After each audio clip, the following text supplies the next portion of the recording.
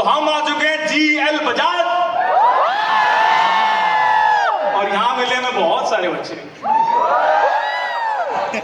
वो भी नहीं कर पाते।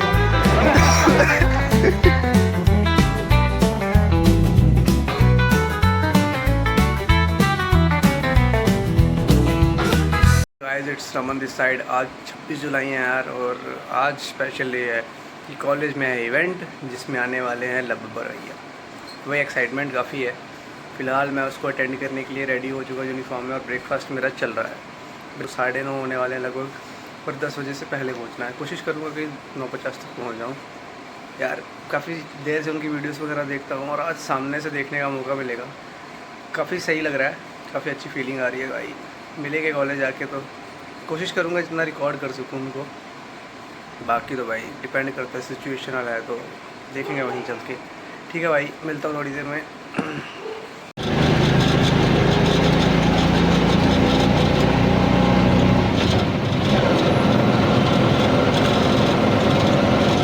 तो भाई कॉलेज तो पहुँच गए हैं, लेकिन जो भीड़ भाड़ की उम्मीद थी वो तो है नहीं यार।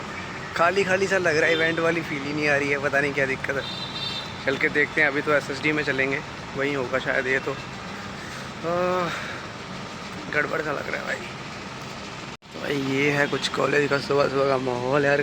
गेट पे बंदा एंट्री कर रहा था, पता नहीं क्या चक्कर था, नाम पूछ रहा था भाई। चलते हैं, देखते हैं क्या सीन है।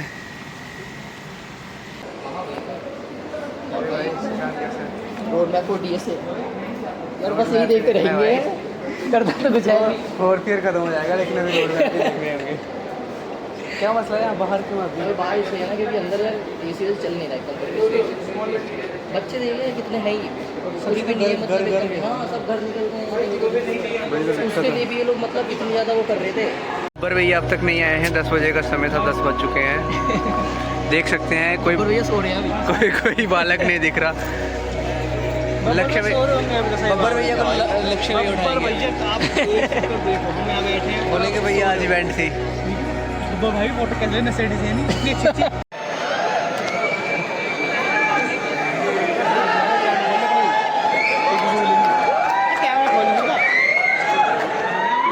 अबे अभी थोड़ी यार।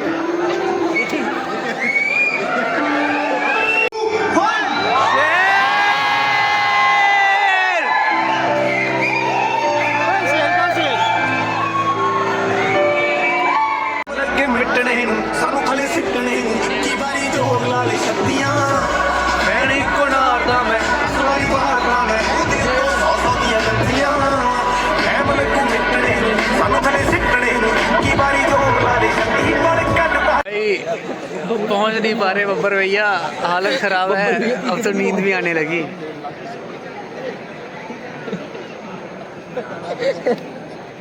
So the most awaited moment has arrived. We have Mr. Love Babbar with us. Please give a huge round of applause, guys. रुक जा अभी, थम जा भाई तो आएगी ना।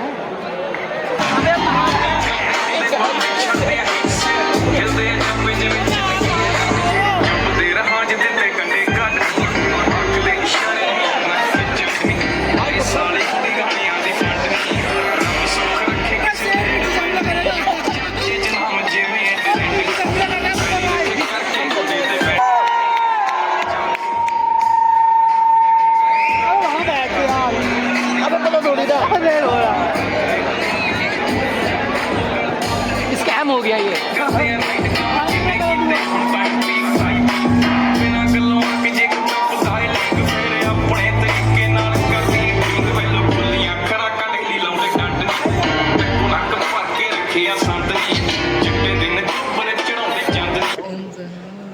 Now I would like to request Mr. Love Babbar sir to address our student. Please give a huge round of applause.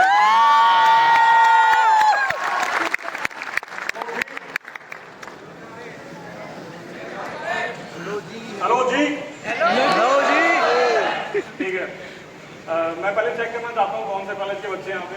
GL Bajaj वाले, ठीक है। तो आवाज नहीं आ रही तुम्हारी आवाज तो वर्ल्ड इज गेम जैसी है। बहुत बढ़िया। तो अगर मुझे बता रहा था कि यहाँ पर और बाकी कॉलेज के बच्चे भी हैं, तो और कॉलेज का बच्चा भी यहाँ पे थोड़ी बहुत, ठीक है ठीक है।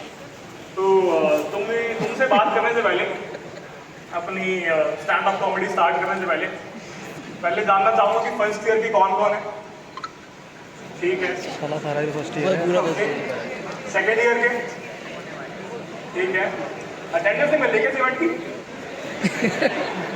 थर्ड ईयर क्या? ओके। Fourth year? प्लेसमेंट लगी सबकी?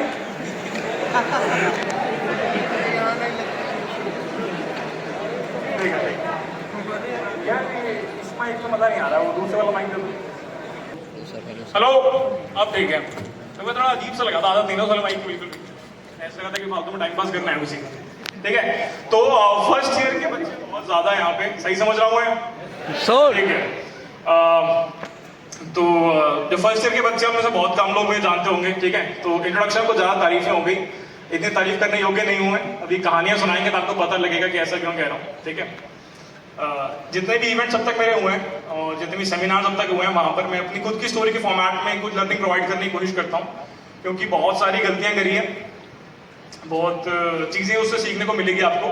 एक चीज़ का ध्यान रखना, शायद थोड़ी सी स्टैंड अप कॉमेडी कहीं कहीं फील हो, हंसी हंसी में लर्निंग मत भूल जाना, उसे पकड़ लेना। क्या बात समझ में आती है? यस और नो? अच्छे कॉलेज आया हूँ। ठीक है। तो सबसे पहला सवाल मेरा आपसे कि कॉलेज क्यों आए? कॉलेज आके 4 साल जो बिताने वाले हो, उसका मकसद क्या है? पहले यहाँ वाले बता देंगे। Job placement. ठीक है। और बस 3 बच्चे? ठीक है। यहाँ पे लर्निंग्स क्या है? वो लर्निंग्स डीएसए डिसिप्लिन हो। 4 साल फीस देके डिसिप्लिन। यहाँ वाले अच्छे, ज्यादा अच्छे हैं। यहाँ वाले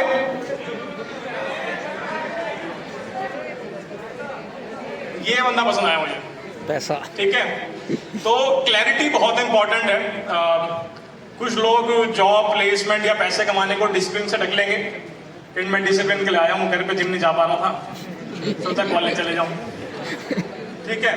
पर क्लैरिटी बहुत इंपॉर्टेंट है। अगर 4 साल बाद मेरा टारगेट है कि मुझे कोई बड़ी कंपनी क्रैक करनी है, मुझे अच्छा खासा पैकेज लेना है, मुझे अपनी खुद की कंपनी क्रिएट करनी है, मुझे कुछ लर्न करके यहाँ से जाना है, तो वो क्लियर होना बहुत इंपॉर्टेंट है। ठीक है। अगर खुद ही तुम एक हेजी पिक्चर दिमाग में लेके चलोगे तो फिर कर क्या पाओगे 4 साल? क्या बात समझ में आती है? यस और नो? बढ़िया। अगर पता है यूपीएससी क्रैक करना है तो यूपीएससी की तैयारी करोगे, नहीं तो फालतू में तो घूमते रहोगे। पता है अमेज़न क्रैक करें तो अमेज़न की तैयारी करोगे, तो फालतू में टाइम पास करते रहोगे। तो वो गोल, एंड गोल पता होना चाहिए। क्लियर है? तो अगली बार जब तुमसे कोई पूछे कि कॉलेज क्यों आए हो, तुम्हारे पास क्लैरिटी होनी चाहिए। ठीक है। एक और चीज, जीवन में एक क्राउड के सामने बोलने के मौके बहुत कम मिलते हैं। ठीक है। मुझे पता है जब मैं उस सीट पे बैठा करता था तो हालत बहुत खराब होती थी, कोई आंसर देना पड़ता था तो सिर छुपाता रहता था कि कोई मुझे ना उठा दे, मुझसे कोई पूछ ना ले। पर एक बार वहां पे खड़े होकर आंसर दोगे, शायद गलत दे दो, शायद भूल जाओ, शायद ब्लैंक हो जाओ, पर वो कॉन्फिडेंस बहुत ज्यादा बिल्ड होता है उस चीज से। ठीक है। तो अगर अगली बार अपॉर्चुनिटी मिले, कोई सवाल करे, तो मैं चाहूंगा कि गलत सही भूल जाओ, जो मर्जी करो, पर खड़े होकर ट्राई करो आंसर करने का, डर खुलेगा इससे। ठीक है। मैं जीवन में सबसे पहली बार जो सेमिनार के लिए गया, डीयू का एक कॉलेज था, रामानुजन, जितना तुम्हारा स्टेज है तो उनका हॉल था। ठीक है। मैं वहाँ पे खड़ा था और कुछ डेस्क लगे हुए थे, 35-40 बच्चे थे, और मेरे को था कि इतने सारे लोग क्यों आ गए, ये तो हैंडल नहीं कर पाऊंगा। और मैं जानबूझ के कार्गो टाइप एक पैंट पहन के गया था, पैर ऐसे ही करते। पर ये था कि यहाँ कर दूंगा तो फिर शायद आगे डर खुल जाए, क्योंकि मुझे अपना बचपन की चीज याद है। जैसे स्कूल में आपके थॉट ऑफ द डे होते हैं, तो मैं एक थॉट याद करके गया था कि बोलूंगा सबके सामने, आज तो दिखा दूंगा कौन है लव। तो मेरा थॉट था टिट फॉर टैट, 3 शब्द का। मैं गया, hi everyone, good morning, thought of the day is, भूल गया मैं, ये 3 शब्द भूल गया मैं। तो मुझे पता था कि स्टेज के सामने नहीं बोला जाएगा, तो तुम्हें अपॉर्चुनिटी मिले वहां खड़े होकर बोलने की तो बोल देना। क्या बात समझ में आती है? बहुत बढ़िया। तो यहाँ से कोई व्यक्ति खड़ा होकर बोलेगा क्यों 4 साल अपने कॉलेज में व्यतीत करने आए हो, बताओ। कोई भी बोल सकता है दोस्त। क्लैरिटी के लिए लाइफ में करना क्या है, यहां पर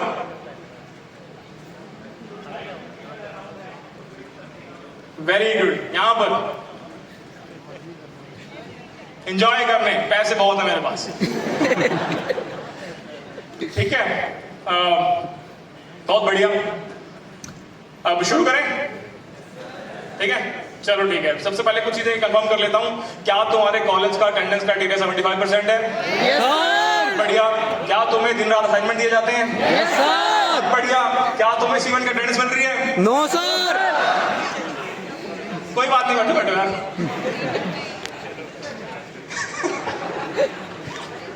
हमारे कॉलेज में इवेंट में जाते थे हम, या तो अटेंडेंस मिल रही हो या फिर एसी चल रहा हो, क्योंकि हमारी क्लास में एसी नहीं था यार, तो इवेंट में जाते थे। चलो ठीक है, तो शुरुआत करते हैं। बहुत सारी कहानी तो मिलने वाली, बहुत सारे फर्स्ट ईयर के बच्चे बैठे, बहुत सारी लर्निंग तो मिलेगी, ध्यान रखना इस चीज का। सबसे पहले अपने बारे में बात करता हूँ। अगेन फ्लेक्स मत लेना, एक कॉन्टेक्स्ट दे रहा हूँ अपने बारे में ताकि आगे की स्टोरीज अच्छा समझ में आ जाए, ठीक है। तो एक लड़का था लव बब्बर नाम का, उसके 12th में बाई चांस 95% आ गया, ठीक है। तो मेरे को ये था कि 95 आए हैं तो फिर तो ऊपर कोई होगा नहीं हमसे, जंग तो जीत ली हमने। उस टाइम पे फिर NSIT में एडमिशन हुआ और एक हेडलाइन आई थी कि NSIT में 8 बच्चों का 1.25 करोड़ के पैकेज में गूगल में सिलेक्शन हुआ। तो मेरे को था ठीक है, ये तो हल्के बच्चे होंगे, मैं ही हूँ सबसे खतरनाक, तो मेरा भी हो जाएगा। पापा ने पूछा कि तेरा हो जाएगा 1.25 करोड़ में? मैंने कहा कम लग रहे हैं, तो ज्यादा में ही होगा। 95 करोड़ 90 करोड़ कह रहा हूँ। 95% का ईगो लेके चल रहा था मैं कि यार मेरे ही आ सकते हैं, किसी और के आ नहीं सकते। बल्कि NSIT में 90% तो लोगों के मेरे से ज्यादा नंबर ही होंगे, ठीक है। पर मैं अलग था, मैं अपने घमंड में था कि मेरे से ऊपर कोई नहीं होगा, ठीक है। अपनी ईगो लेकर हर कोई व्यक्ति घुसता है, किसी को किस चीज़ की ईगो होती है, मेरे को इस चीज़ की ईगो थी। तो कॉलेज में घुसे। अब कॉलेज में सबसे पहली गलती जो मैंने करी वो थी सोशलाइज ना करना। आपके पास आपके एलमनाई से बात आपने की हुई होनी चाहिए, आपको अपने सीनियर से कनेक्ट करना है, आपको अपनी फैकल्टीज को पकड़ना है, उनसे कनेक्ट करना है, अच्छे कनेक्शन बनाना ताकि आपको नॉलेज सही टाइम पर मिल जाए। जो चीज मुझे आज पता है तो मैं ज्यादा अच्छे रिएक्ट कर पाऊंगा, जो मुझे 2 साल बाद पता लगेगी। बात समझ में आती है? Yes sir. यस और नो? यस और नो? बहुत बढ़िया। तो सीनियर्स देखे मैंने कहा नहीं मुझे तो नीड नहीं है। दोस्त कहते हैं क्यों? मैंने कहा 95 आए, दोस्त के 97 आए थे। टीचर से बात कर रहे हैं लोग, टीचर से कनेक्शन बना रहे हैं कि मैम मुझे ये करना है, मुझे मास्टर्स करनी है, मुझे अब्रॉड जाना है, मुझे गूगल क्रैक करनी है। मैंने कहा मुझे तो नीड नहीं है। कहते क्यों? 95% है। तो ये सीन चल रहा था और यहाँ पे गलती मैं ये करिया कि मैंने किसी से कनेक्शन ही नहीं बनाया। मुझे पता ही नहीं कि प्लेसमेंट क्या होती है, मुझे पता ही नहीं कि कंपनीज कौन सी बढ़िया है, मुझे पता ही नहीं कि 50 करोड़ का पैकेज अगर बोला जा रहा तो 12 से डिवाइड नहीं करना है। मैं 12 से डिवाइड कर रहा हूँ, मैंने कहा बहुत पैसा है, क्या करूँगा मैं 4 लाख रुपए का। तो इस हिसाब चल रहे हैं। तब तक मेरा मानना यह था कि प्लेसमेंट एक ऐसी चीज़ है जो कि आप बस अपने कॉलेज में नंबर लेकर आएंगे, अच्छी परसेंटेज लेकर आएंगे और कंपनी बोलेगी परसेंटेज किसी ज़्यादा आई है तो मैं बोलूँगा मेरी ज़्यादा आई है क्योंकि मैं 95 आई थी तो मुझे ले जाएंगे। ये मैं मान के चल रहा था। मैंने किसी से बातें नहीं की थी, मुझे आइडिया ही नहीं था, बाकी लोग बात भी कर रहे थे। आज मुझे पता है सुनने में बेवकूफ़ी वाला लग रहा होगा ये, उस टाइम यूट्यूब चैनल नहीं था ना मेरा, तो समझ नहीं आया मुझे कैसे करना होता कैसे नहीं करना होता। तो आगे हम बढ़े। अब मेरा एक मित्र है लक्ष्य कुमार नाम का, अगर आपने कभी देखा हो उन्हें, बहुत बढ़िया अडोबी में काम करते हैं वो, आज टाइम पे कंप्यूटर साइंटिस्ट हैं, 5 साल से ज़्यादा काम करते हो चुके हैं, बहुत दुख है मुझे इस बात का। तो उसने मुझे बोला यार एक इंस्टीट्यूट है और ये कोडिंग सिखाता है, DSA सिखाता है और DSA करने चलते हैं, यहाँ पे सीखेंगे प्लेसमेंट में काम आएगी। तो मैंने बोला मेरे को तो नीड नहीं है, तेरे को होगी तू चला जा। कहता क्यों? 95%। कहता ठीक है चला गया। तुम्हारे फर्स्ट ईयर के अंदर ना एक सब्जेक्ट होता है इंट्रो टू प्रोग्रामिंग करके, जहाँ पर तुमसे पैटर्न्स प्रिंट कराते हैं। Yes, कि चलो आज एक ट्रायंगल प्रिंट करेंगे, चलो आज पिरामिड प्रिंट करेंगे, आज रेक्टेंगल प्रिंट करेंगे, आज बटरफ्लाई बना देंगे। होता है, जिसको नहीं पता लगेगा, ठीक है। उसमें बेसिक आपको लूप्स की नॉलेज होनी चाहिए, इफ एल्स कंडीशन पता होना चाहिए, कहानी खत्म हो जाता है पूरा का पूरा। तो मेरे को इतना आता था पहले से, क्योंकि हमारे पास एक IT पी करके नहीं, ITP नहीं, कुछ और नाम था, भूल गया, IP करके एक सब्जेक्ट था 11th-12th के अंदर, कॉमर्स वालों को जो मिलता है उसमें ये सब सिखाते थे लूप्स वगैरह। तो क्लास शुरू हुई, मैम ने बताया कि अपना रेक्टेंगल प्रिंट करो, मैंने कहा हो गया। बोला पिरामिड प्रिंट करो, मैंने कहा हो गया। कहते बटरफ्लाई बना दो, मैंने कहा बन गई। तो जैसे तुम मुझे देख रहे हो वैसे क्लास के सब बच्चे देख रहे थे मुझे, तो मैंने क्या बोला होगा 95।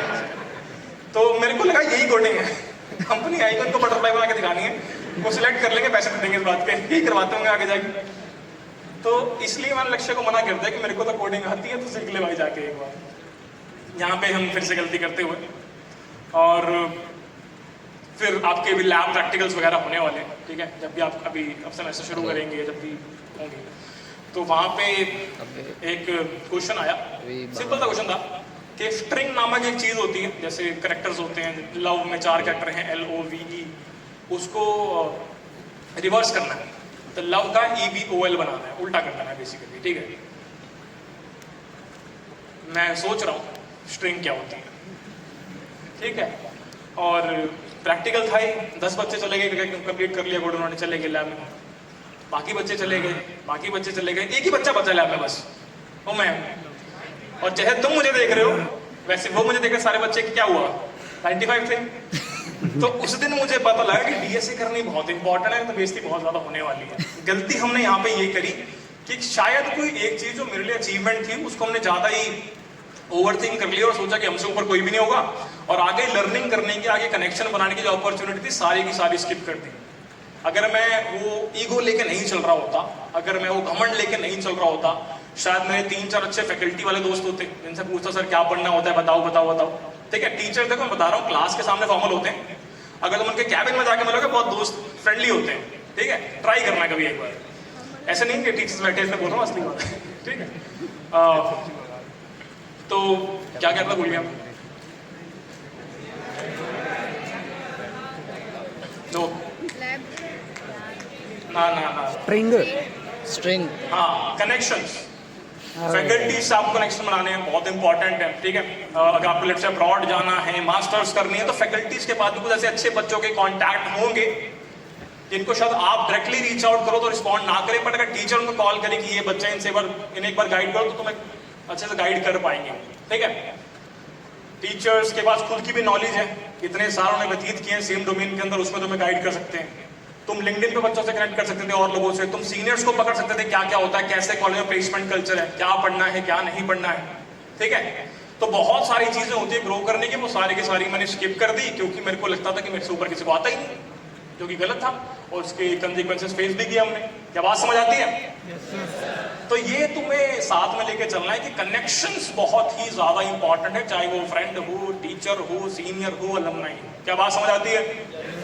इसकी इंपॉर्टेंस तुम्हें पता लगेगी जब तुम 4th ईयर में बैठे होगे और लेट से किसी बच्चे की प्लेसमेंट नहीं हुई है और उसके पास एक कनेक्शंस हैं और इन कनेक्शंस को यूज करके वो रेफरल ले पा रहा है और कंपनीज के अंदर इंटरव्यूज दे पा रहा है। तुम किसी को जानते ही नहीं होगे, तुम्हें कोई रेफर ही नहीं करेगा, तुम भले ही दुनिया के सबसे अच्छे कोडर हो, तुम्हें अपॉर्चुनिटी नहीं मिलेगी, दिखाओगे किसको कि तुम्हें आता है कि नहीं आता। क्या बात समझ आती है? यस सर, यस और नो?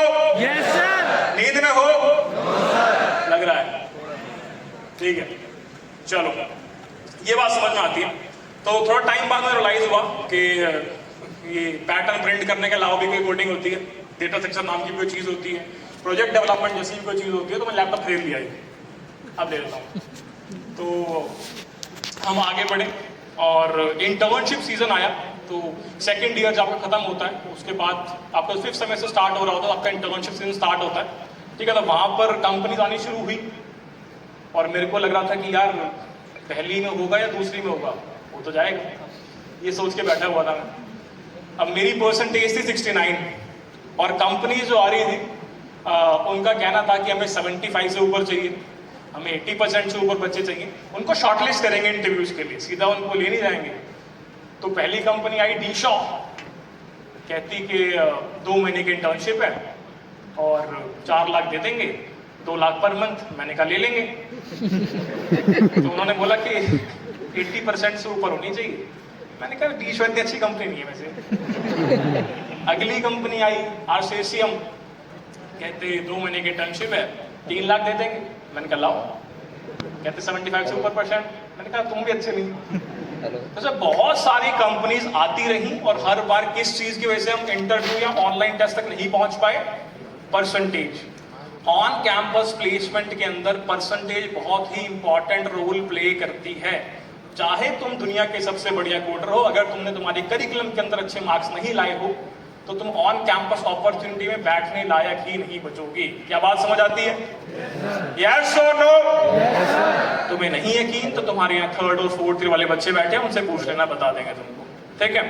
और अगेन ये सारी परसेंटेज 75 मैं कह रहा हूँ, तो हो सकता है तुम्हारे कॉलेज 95 हो। हर कॉलेज का अलग अलग परसेंटेज क्राइटेरिया होता है, कहीं कहीं पर वो CGPA वाला रूल फॉलो होता है, तो वो अपनी अपनी किस्मत की बात है। क्या बात समझ आती है?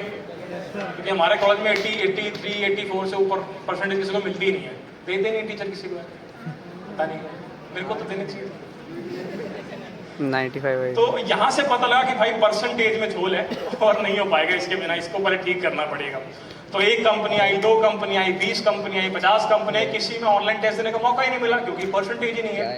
फिर एक कंपनी आती है अडोबी नाम की, सुना है? जिसका तुम फोटोशॉप करके मेडिकल बनाते हो, फर्जी वही वाली, ठीक है।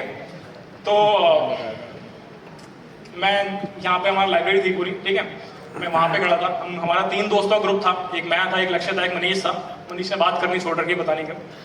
तो हम वहाँ बात कर रहे थे और यहाँ से वो कॉलेज के, तुम्हारी क्लास के टॉपर्स होते हैं 5-6 बच्चे, सबसे आगे बैठते थे, उनका ग्रुप जा रहा था और वो कहते बब्बर, मैंने कहा हाँ, फिर तू भी जा रहा है क्या आज?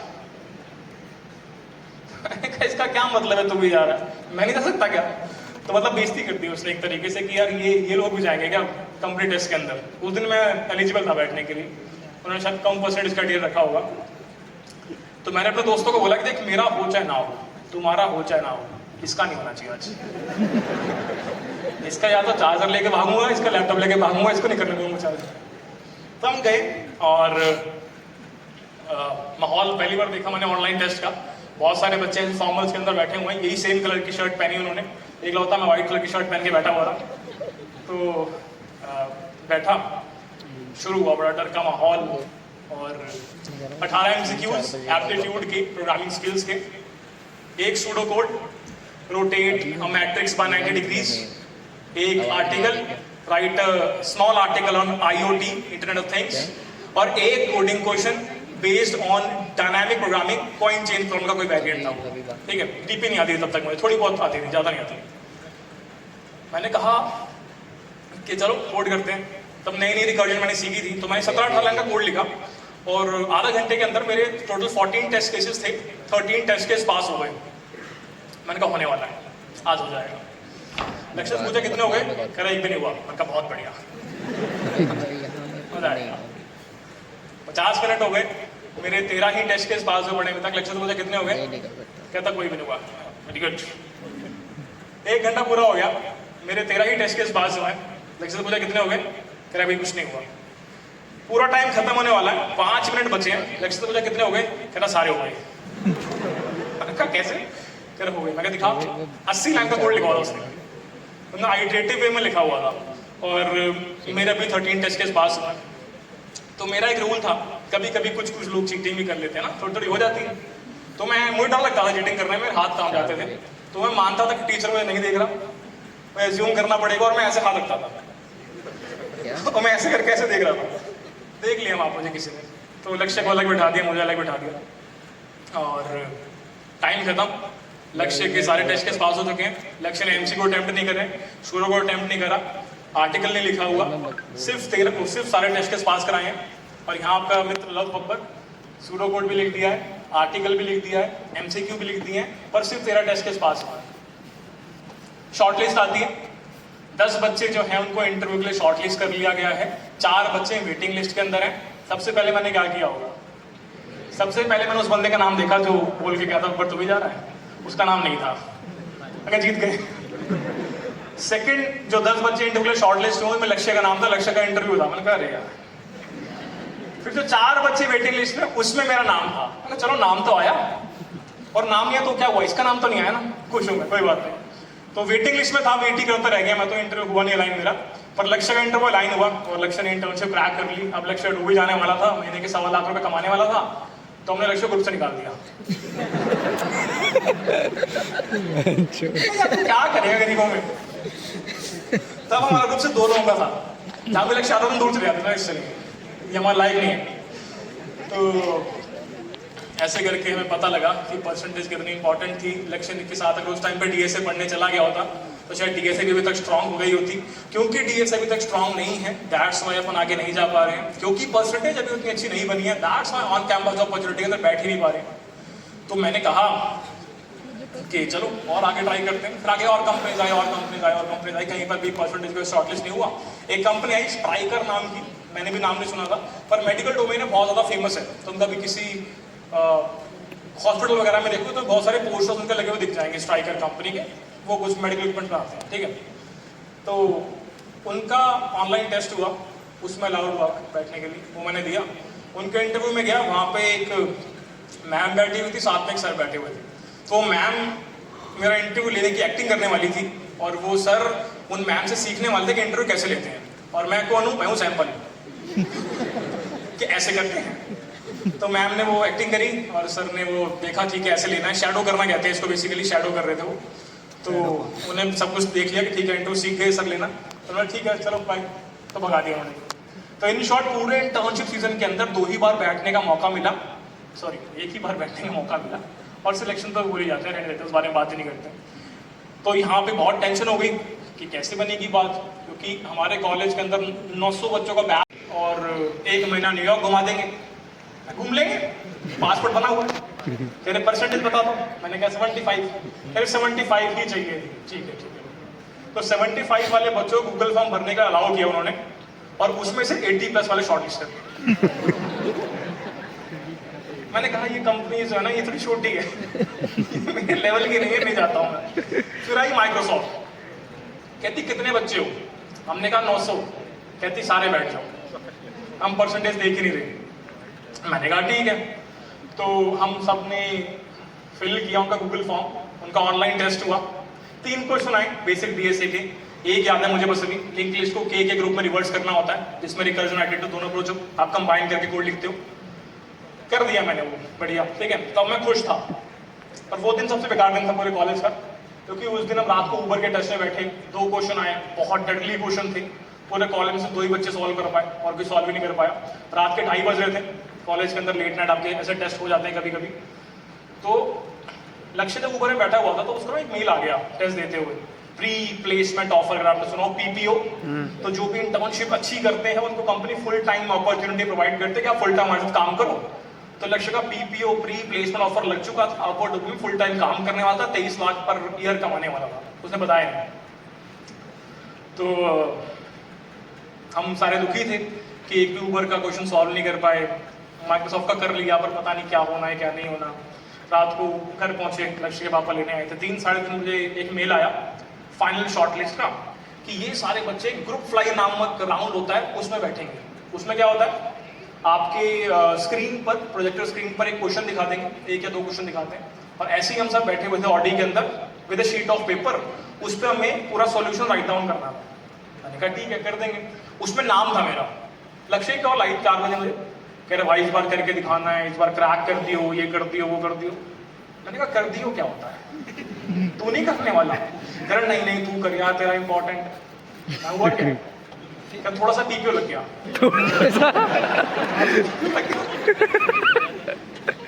मैंने मनीष को फोन करा, मैंने कहा ब्लॉक करते इसको। हम सुबह गए माइक्रोसॉफ्ट का ग्रुप फ्लाई राउंड देने के लिए। अब ग्रुप फ्लाई कहते हैं या कोड पेयर करते हैं, कहते हैं, भूल के नाम में बोल रहा हूँ, पर दोनों में से कोई एक नाम था, ठीक है। तो वहाँ पे क्वेश्चन आया, मैंने कहा ठीक है कर देंगे। C++ में कोड लिख दिया, टाइम कॉम्प्लेक्सिटी लिख दी, स्पेस कॉम्प्लेक्सिटी लिख दी, फिर एक आर्टिकल लिख दिया कि क्या अप्रोच है, कैसे सोची, हिंदी में लिख दिया, पंजाबी में लिख दिया, सब में लिख दिया। दूसरा क्वेश्चन आया, पूरा लिख दिया। तो मेरे को ये था कि चेक करने वाले को टेंशन ना लेनी पड़े, उसको पता लग जाए इसको आता है। पर शायद मेरी शीट वहाँ तक पहुँची नहीं क्योंकि जितने बच्चे हम सिलेक्ट हुए थे उसमें सिर्फ 8 बच्चों को इंटरव्यू के लिए शॉर्टलिस्ट किया गया, और उन 8 बच्चों में मेरा नाम नहीं था। फिर मैंने अपनी कुछ तो गड़बड़े दया निकाला, और मैंने पता लगाया प्लेसमेंट ऐसे गड़बड़ गया। तो जो 8 बच्चे सिलेक्ट हुए थे उनकी परसेंटेज 80 से ऊपर थी। मैंने कहा अरे यार पहले ही बता देते मुझे। तो ऐसे करके हम घूमते रहे और पहले महीने के अंदर कोई भी कंपनी में ऑनलाइन टेस्ट के बाद इंटरव्यूज में जा ही नहीं पाया। ऑनलाइन टेस्ट में बैठना शुरू करते हैं, मैं इंटरव्यूज तक नहीं पहुंच पा रहा हूँ। फिर मैंने सोचा कि शायद ऑन कैंपस अपने बस की बात नहीं है, ऑफ कैंपस ट्राई करते हैं, ठीक है। तो ऑफ कैंपस डी शो में अप्लाई किया मैंने, वो शुरू में आया था 26 लाख ले लो, मैंने कहा दिया तो वही वाले। तो वहाँ पे हम गए और अटेंडेंस के लिए कोई व्यक्ति वहाँ से आए और अटेंडेंस ली 13-14 बच्चे टोटल थे वहाँ पे। अच्छा ये अच्छा लव बब्बर। तो मेरे जस्ट सामने जो व्यक्ति बैठा हुआ था मुझे घूरने लग गया। मैंने कहा घूर रहा है यार ये तो मैं भी घूरने लग गया। तो फिर मुझे वो कहता कि भाई तू लव बब्बर। मैंने कहा हाँ मैं लव बब्बर हूँ। कह रहा भाई एक फोटो ले लूँ। मैंने कहा यार अभी तो यूट्यूब चैनल शुरू भी नहीं किया मैंने, फोटो किस बात की ले रहा है। अच्छा ले ले, अच्छा लग रहा हूँ मैं इसको। तो उसने सेल्फी ली और अपने व्हाट्सएप ग्रुप पर डाल दी और नीचे एक मैसेज टाइप किया, ये वही लव बब्बर है, इसका नाम शॉर्ट लिस्ट में आता है पर सिलेक्ट नहीं होता। अब मैं सोच रहा था कि दुखी हूँ, बेइज्जती हुई है, या खुश हूँ कि सब जानते हैं मुझे। तो मैं खुशी हो गया। तो वहाँ पर ऑफ कैंपस में 13 बच्चे, नाम तो ऑफ कैंपस था, 13 के 13 बच्चे हमारे सेम कॉलेज एनएसआईटी के बैठे हुए थे। सिलेक्शन नहीं हुआ, वहाँ भी रिजेक्शन मिला और फिर दोबारा हम रेस में ऑन कैंपस की रेस के अंदर आ गए, ठीक है। एक मेजर गलती यहाँ पर मुझसे क्या हुई थी, सिलेक्शन क्यों नहीं हो पा रहा था। प्लेसमेंट सीजन के स्टार्ट से पहले हर कॉलेज का ना एक ओरिएंटेशन सेशन होता है, जहाँ पे क्या करते हैं वो, या तो तुम्हारे एक्सपर्ट फैकल्टीज आके बैठते हैं, या तो तुम्हारे अलमनाइज आके बैठते हैं, या सीनियर्स आके बैठते हैं जो कुछ उखाड़ चुके हो, बड़ी कंपनी क्रैक कर रखी हो। बैठा था मैं पीछे ऑडी के अंदर। यहाँ पे 5 बच्चे खड़े थे, सबसे राइट में यहाँ पे एक दीदी खड़ी थी, माइक्रोसॉफ्ट में काम करती थी, वो क्रैक किया था उन्होंने उस टाइम पे। तो मेरे को था कि इनसे जान लेते हैं कि भाई कैसे क्रैक करते हैं, क्या क्या पढ़ना होता है। और वो जानने के लिए तो वहाँ से उठ के आके बात करनी पड़ेगी और बात मुझसे होगी नहीं। तो मैं लक्ष्य भैया तू बात कर गया और तू मुझे बताइए फिर क्या करना है। तो वो लक्ष्य इन चीज़ों में ज़्यादा एक्टिव था, दैट्स व्हाई वो पहले क्रैक कर पाया। मैं इन चीज़ों में थोड़ा पीछे रहता था कि नहीं मैं अपने आप कर लूँगा, अपने आप कर लूँगा। तो अपने आप करने वाले भी पीछे रह जाते हैं, तो हम पीछे रह गए जीवन के अंदर थोड़ा सा उस टाइम पे।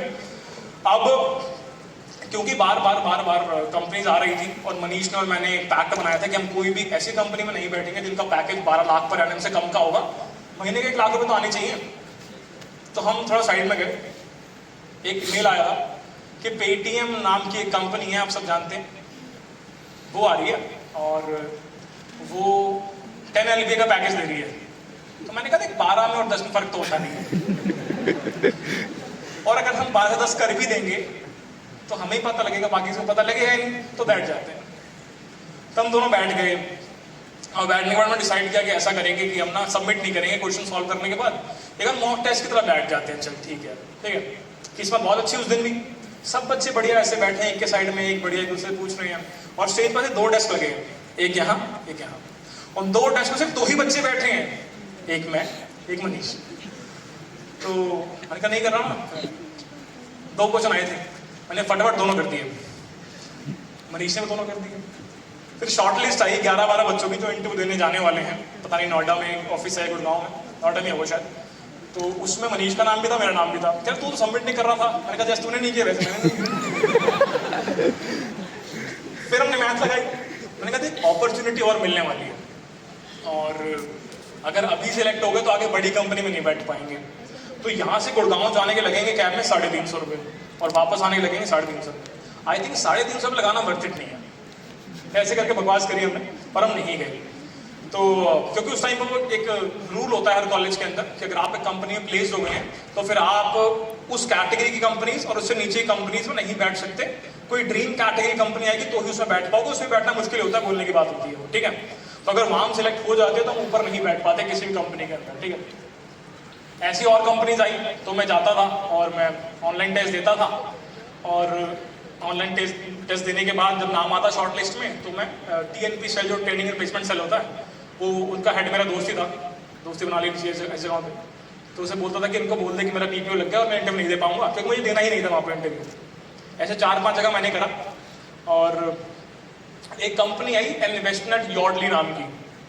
तो हमारा प्लान था कि सिलेक्ट तो नहीं होंगे, थोड़ा मॉक टेस्ट दे के आते हैं, मॉक इंटरव्यू दे के आते हैं, अपनी पसंद की कंपनी में जाके सिलेक्ट होंगे। तो हम गए, सबसे पहले वहाँ पे GD राउंड हुआ, ग्रुप डिस्कशन। मनीष थोड़ा हल्का था GD में, वो वहाँ रह गया। और मैंने SSB दिया हुआ है तो मेरा GD स्ट्रॉन्ग था, तो मैंने GD क्रैक कर लिया। मजे मजे में करते कि चलो आज दिखाता हूँ SSB वाले बंदे कैसे होते हैं, कर दिया। ऑनलाइन टेस्ट हुआ, क्रैक कर दिया।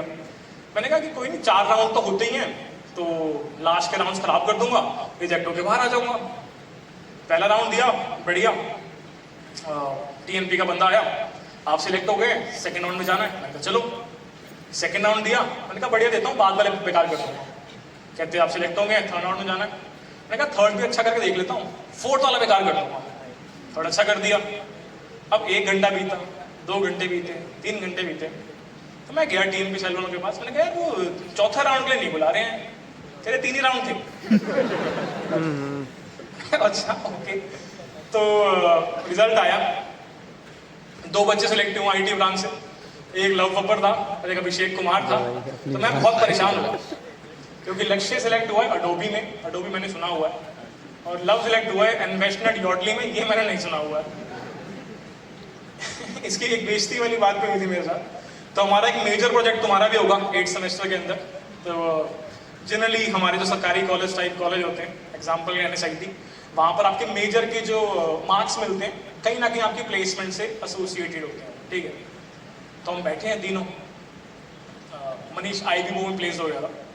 तो कहते हैं लक्ष्य को कि आप किस कंपनी प्लेस्ड हुए हैं? कहता अडोबी। कहता ठीक है, इसको 85+ दे दो। मनीष की बारी आई, आप किस कंपनी में हुए हैं?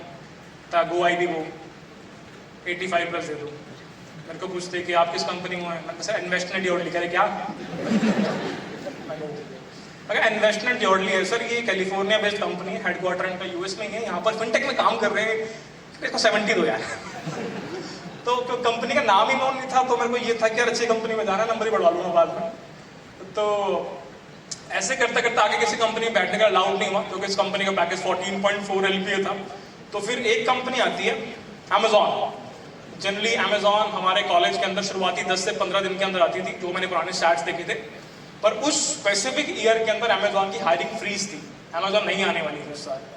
तो मैं बड़ा दुखी था कि यार यहाँ तो जाना था, यहाँ तो नहीं जा पा रहे हैं। किस्मत अच्छी थी बहुत ज़्यादा कि 8 सेमेस्टर फाइनल सेमेस्टर चल रहा है, और अप्रैल या मई था, एक नोटिफिकेशन आया कि Amazon आने वाली है, और ये परसेंटेज क्राइटेरिया है, और ये इसका पैकेज है, इतने स्टॉक्स देने वाले हैं, तो आ जाओ अप्लाई कर दो। अब गड़बड़ ये थी, वो ड्रीम कैटेगरी कंपनी थी, और क्योंकि मेरा पैकेज 10 से ऊपर का था तो मैं अलाउड नहीं था वहाँ बैठने के लिए, तो मैंने कुछ करना पड़ेगा। तो जो TNP सेल के कोऑर्डिनेटर थे, मैंने उनका नाम पता लगाया पहले, तो मुझे पता लगा उनका नाम रावत सर है। मैंने कहा ठीक है। तो मैंने एक दोस्त बनाया पहले जो रावत हो, मैं कहा वहाँ पर जाके मिलवा दूंगा और बातचीत करा दूंगा। फिर मैंने एडमिन डिपार्टमेंट से किसी को दोस्त बनाया कि यहाँ पे थोड़ी जान पहचान और होगी। तो 3 लोगों को लेके मैं उनके पास चला गया, और मैंने कहा सर एक कंपनी आ रही है, Amazon है, मुझे बैठना है इसके अंदर, मल्टी प्लेस्ड हो गया हूँ ऊपर, क्योंकि ड्रीम कैटेगरी वाला रूल है अप्लाई हो रहा, तो मैं बैठ नहीं पा रहा हूँ, ये है वो है। कहते बैठ जा। देखा तो परेशानी से हो गया काम, पीछे वाले सोच रहे हैं उनकी वजह से हुआ है, पर ठीक है उन्होंने अलाउ कर दिया मेरे को। अब मेरा एक रूल है कि जब कोई बहुत ही इंपॉर्टेंट काम होता है तो कुछ खाता पीता नहीं, अपन खाली जाएंगे और फिर वहाँ पे जाके बढ़िया काम कंप्लीट करने के बाद ही कुछ खाना पीना करेंगे, ठीक है। तो सुबह हम गए, ऑनलाइन टेस्ट दिया, 2 क्वेश्चन आए थे, एक DP का था, एक ग्राफ का था, 18 MCQs थे, कर दिए, ठीक है। और इंटरव्यूज पे शॉर्ट लिस्ट आई, उस शॉर्ट लिस्ट के अंदर 120 बच्चा था, 120 बच्चे के इंटरव्यूज होने वाले थे, उसके अंदर लकीली मैं भी था, ठीक है। अब वहाँ पर सबसे पहला राउंड हुआ, पहले राउंड के बाद 60 बच्चे बाहर, सिर्फ 60 बच्चे हुए, मैं वो बच्चे भी 60 मिला के चलो यहाँ पे बन सकती है बात। सेकेंड राउंड हुआ, सेकेंड राउंड में 50 बच्चे बाहर, सिर्फ 10 बच्चे बचे हुए हैं, ठीक है। उसका थर्ड राउंड हुआ, मुश्किल से आपके 7-8 बच्चे बचे हुए थे, उनके अंदर मैं था। फिर 1 घंटा निकला, 2 घंटे निकले, 3 घंटा निकला। यार नहीं करना तो बोल दो, भूखा बैठा है, मैं घर चले जाता हूँ। तो फिर TNP सेल का बच्चा आया कोई, उसने कहा कि 4th इंटरव्यू है, चलो आप चले।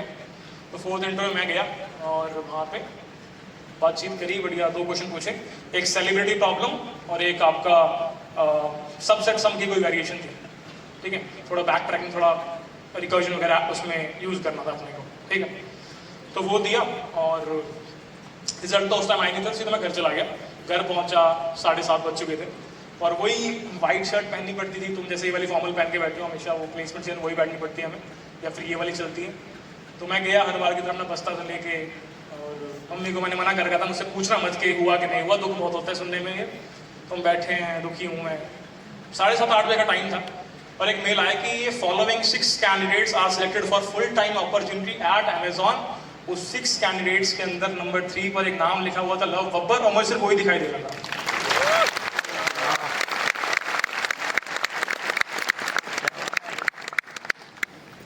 मेरा पहला थॉट था कि लेक्चर फोन करके वो सर का नंबर मांगता हूँ, उनसे नंबर बढ़वा देता हूँ पहले। तो इस प्रकार अमेजॉन में सिलेक्शन हुआ, और एक व्यक्ति जिसने अपना कॉलेज एजुकेशन लोन पे किया था, एक व्यक्ति जिसने अपने माता पिता के सेविंग अकाउंट के अंदर कभी पूरा मिला के भी 20 साल के अंदर 1 लाख रुपए नहीं देखे, वो व्यक्ति एक ऐसी कंपनी में जाने वाला है इसका पैकेज उस टाइम पर 29 LPA होता था, अब बढ़ गया होगा, ठीक है। उस व्यक्ति को उसकी पहली सैलरी मिल रही है 3,33,000 रुपये। तो मैं ऐसा हो गया कि यार इससे तो पूरा लोन भर सकते हैं। तो मैंने अपना पूरा का पूरा लोन उस पहली सैलरी से फिल कर दिया। और एक चीज वहां सीखने को मिली कि जीवन में दिमाग कम तभी चलता है जब पैसे कम होते हैं, मेजॉरिटी केसेस के अंदर। जब पहली सैलरी मेरी क्रेडिट हो गई अकाउंट के अंदर, तो मेरा दिमाग चलना शुरू हुआ कि ठीक है कि अपन जॉब करके पैसे तो कमा लेंगे, इतना अमाउंट तो हम कर सकते हैं, कुछ और बड़ा सोचते हैं और क्या किया जा सकता है। इतने पैसे कमाने की कैपेबिलिटी, इतनी स्किल्स तो मेरे पास आ चुकी है, पर जीवन में कुछ और बड़ा करना है। उस टाइम पर एक ट्रेंड भी चलता था, फेसबुक के ऊपर लोग ऐसा टाइप करते थे बिफोर एंड आफ्टर, ऐसा कुछ करके। बिफोर में एक व्यक्ति ने मेरे लिए कुछ टाइप किया हुआ था, लाइफ में कुछ बड़ा करना है। आफ्टर में कुछ टाइप किया हुआ था, लाइफ में कुछ बड़ा करना है। तो यही है, बोलते रहता दोस्तों के सामने कुछ करेंगे, कुछ बड़ा करेंगे, मतलब बड़ा करना क्या समझ ही नहीं आ रहा, पता ही नहीं, बात ही नहीं है मेरे पास अभी। जैसे व्यक्ति यहाँ पर बात करता है लर्निंग के बारे में या डिसाइड करने के बारे में कि 4 साल में देखेंगे क्या करना है क्या नहीं करना, बहुत बढ़िया बात है। मैं शायद अभी भी डिसाइड नहीं कर पाया मुझे करना क्या है, पर हाँ वो क्लियर है, कोई छोटी चीज नहीं करनी, ठीक है। मैं किसी को डिसरिस्पेक्ट नहीं कर रहा, बट शायद वो रोज एक बैग लेके जाऊं और रोज वो काम करूं सेम रिपीट जो मुझे पसंद ही नहीं है, और फिर वो बैग लेके वापस आऊं और फिर सो जाऊं, और फिर 30 दिन बाद देखो पैसे कितने हो गए। बुरी चीज नहीं है, पर शायद वो क्लैरिटी थी कि ये नहीं करना मुझे, जो नहीं समझ में आ रहा वो करना क्यों यार, मजा ही नहीं आ रहा करना क्यों है, पर फिर भी जबरदस्ती अमेज़न में काम किया मैंने, कि मुझे करना वो भी नहीं था। पर क्योंकि जब आप एक मिडिल क्लास फैमिली से आते हैं, आपके पास जब पैसे नहीं होते हैं, आपके पास जब कैपिटल नहीं होती है, तो आप वो पैशन पहली चीज थोड़ी सेकेंडरी रख सकते हैं। पहले कैपिटल इकट्ठी कर लो, थोड़ा सेफ्टी नेट घर वालों को प्रोवाइड करवा दो, जब लगे कि अब एक सेफ्टी नेट क्रिएट हो चुका है, तब वो रिस्क लेना ज्यादा लॉजिकल लगता है, राधा दिन कि पहले दिन जाके चलो भाई कुछ बड़ा उठाना है, ठीक है। क्या बात समझ में आती है? yes, क्या इस स्टैंड अप कॉमेडी के अंदर कुछ 1-2 लर्निंग मिल रही है? यस और नो? बहुत बढ़िया। यहाँ वाली शारदा के हैं? एक ही है बस। शारदा में गया था मैं लास्ट 2 ईयर पहले, तो उनसे पूछा था मैंने कि वर्ल्ड इज हियर क्यों लिखा हुआ है, और सब हंस गए। फिर वहाँ पे उनकी कोई फैकल्टी थी, उन्होंने बताया कि हमने चेंज कर दिया टैगलाइन को। ठीक है, तो ये कहानी थी। अब अमेज़ॉन के अंदर जब मैं गया, वहाँ बहुत सारा अच्छा काम मिला, बहुत सारे अच्छे लोग मिले, बहुत सारे अच्छे कनेक्शंस बने, और मैंने प्लान किया था 1 साल बाद छोड़ दूंगा। 1 साल बाद 1 साल तक पैसे इकट्ठे करते हैं, कितने पैसे हो सकते हैं, और फिर अपना खुद को ये क्रिएट करेंगे, पर 1 साल बाद छोड़ दूंगा। 1 साल हो गया, पीछे अकाउंट के अंदर देखा तो ज़्यादा पैसे लगे नहीं मुझे। और एक चीज़ आपको मिलती है स्टॉक्स, स्टार्टअप में जाएंगे तो ESOPs मिलेंगे। वो स्टॉक्स ना 4 साल के अंदर डिवाइड होते हैं। बोलने को होता है कि आपको 30 लाख के स्टॉक्स दे दिए, पर 4 साल के अंदर 30 लाख के स्टॉक्स मिलते हैं। और अमेज़ॉन की पॉलिसी ऐसी थी कि पहले साल 5% ऑफ द टोटल स्टॉक देने, अगले साल 15%, अगले साल 30%, ऐसे कर करके लास्ट साल में सबसे ज़्यादा अमाउंट ऑफ स्टॉक्स आपको मिलते थे। तो वो अच्छी चीज़ भी है, क्योंकि वो चीज़ें ग्रो बहुत करती हैं, वही आपकी नेटवर्थ बढ़ाती हैं। सैलरी से नेटवर्थ नहीं बढ़ती, इन्वेस्टमेंट से, स्टॉक से इनसे नेटवर्थ बढ़ती है। तो वो लालच मन में आता है कि 1 साल और रुक जाऊँ तो इतने स्टॉक्स मिल जाएंगे। तो लालच ने वो छोड़ने नहीं दिया मेरे को कि नहीं, या थोड़ा और पैसे इकट्ठे करने चाहिए, अभी थोड़ा अर्ली हो जाएगा। तो 1 साल और काम किया, 2 साल हो गए, मैंने फिर देखा, मैंने कहा पैसे तो अभी भी कम लग रहे हैं यार, क्योंकि पैसे तो यार नंबर ही है, नंबर तो हमेशा कम ही लगता है, और थोड़ा और थोड़ा और थोड़ा। तो तब भी हिम्मत नहीं हुई, हिम्मत इज द राइट वर्ड, कि छोड़ पाऊँ, ठीक है। फिर 2.5 साल हुए, और जीवन में कुछ ऐसी हैपनिंग्स हुई जहाँ पर मेरे पास 2 ऑप्शन आए। मेरे एचआर के द्वारा दिए गए कि या तो आपको यूट्यूब छोड़ना पड़ेगा या तो आप यहाँ पे काम कर लो, सॉरी, या तो आप यूट्यूब छोड़ो या तो अमेजोन छोड़ो, ठीक है। तो मैंने प्रेफर किया कि मैं अमेजोन छोड़ देता हूँ, यूट्यूब मज़ा आ रहा है मुझे, मैं अमेजोन छोड़ देता हूँ। और ये डिसीजन मैंने घर वालों से बिना पूछे लिया था, ठीक है। उनसे पूछूंगा तो साफ मना ही करेंगे, उनको तो बेवकूफ़ लगता है उनका बच्चा, तो मैंने छोड़ दिया अमेजोन। और यहाँ पर एक बड़ा इंपॉर्टेंट वाकया है, कुछ बहुत ही इंपॉर्टेंट लोग होते हैं आपके जीवन के अंदर जिन्हें आपसे बहुत प्यार होता है, उन्हें हम कहते हैं रिश्तेदार, ठीक है। अभी एक्टिंग करता हूँ उनके सामने। तो अमेजोन ने कहा कि 30 दिन तक आप कोई वीडियो नहीं डाल सकते, 30 दिन का नोटिस पीरियड चल रहा है। मैंने कहा ठीक है। तो एक कम्युनिटी पोस्ट, एक टेक्स्ट आर्टिकल सा मैंने यूट्यूब पे डाला, अभी पढ़ा होगा, उसमें मैंने बताया कुछ XYZ चीज़ें हुई हैं, एग्जैक्ट डिटेल नहीं थी, अभी तक भी शायद कहीं पे नहीं दी होगी। तो उस वजह से 30 दिन तक वीडियो नहीं डालने वाला हूँ, और 31st डे पे आपको वीडियो मिल जाएगी और बढ़िया मज़ा आने वाला है। तो वो आर्टिकल उस रिश्तेदार की एक बच्ची ने पढ़ लिया जो कि इंग्लिश ऑनर्स कर रही थी, पता नहीं क्यों पढ़ा उसने, तो कोडिंग की थी भी नहीं। तो उसने अपने पापा को बता दिया कि ठीक है उसने जॉब छोड़ दी है, ठीक है। तो उसके पापा खुश हो गए होंगे, यस, अब मैं इसके घर को बता दूंगा। तो मैं एक जॉइंट फैमिली में रहता हूँ, ठीक है, और हमारे घर पे जो बड़े पापा हैं वो सुपीरियर है सबसे ज़्यादा। कोई भी डिसीजन होता है तो उनको ज़रूर इन्वॉल्व किया जाता है कि क्या करना है, कैसे करना है। तो वो रिश्तेदार ने सीधा हमारे बड़े पापा को कॉल करी, उन्होंने कहा कि आपका जो वो लड़का है लव बब्बर, उसने जॉब छोड़ दी। बड़ा पापा कहते क्या? वो कहते हाँ। कहते रुको उसके पापा से पूछता हूँ। तो बड़े पापा ने मेरे पापा को फोन किया कि तेरा जो लड़का है लव बब्बर, इसने जॉब छोड़ दी। अब कहते क्या? कहते हाँ। तो रुको पूछता हूँ। मैं ऊपर था, शूट कर रहा था, कोई वीडियो करे शूट कर रहा था। पापा ने बुलाया, और मैं एक पंजाबी फैमिली से बिलोंग करता हूँ, तो हमारे घर में धीरे बात नहीं होती, चिल्ला चिल्ला की बात करते हैं सारे के सारे। तो मैं नीचे आया, पापा कहते मेरा जो लड़का है लव बब्बर, उसने जॉब छोड़ दी। कहते क्या? कहते हाँ। तो मैं एक्टिंग कर रहा था, मुझे पता ही नहीं है ये सब हुआ है कि नहीं। तो मम्मी साइड में किचन में थी, हम चिल्ला चिल्ला के बातें कर रहे थे। मम्मी अंदर आई, मम्मी कहती क्या हुआ? कहते तेरा जो लड़का है लव बब्बर, इसने जॉब छोड़ दी। मम्मी कहती तो क्या हुआ? मेरी मम्मी बहुत कूल थी जीवन में कि तो क्या होगा, कुछ ना कुछ कर लेगा। अब पापा डरते हैं बहुत ज़्यादा। पापा ने बोला कि यार ये क्या करेगा जीवन में, अभी कुल्हड़ पिज़्ज़ा बेचेगा क्या?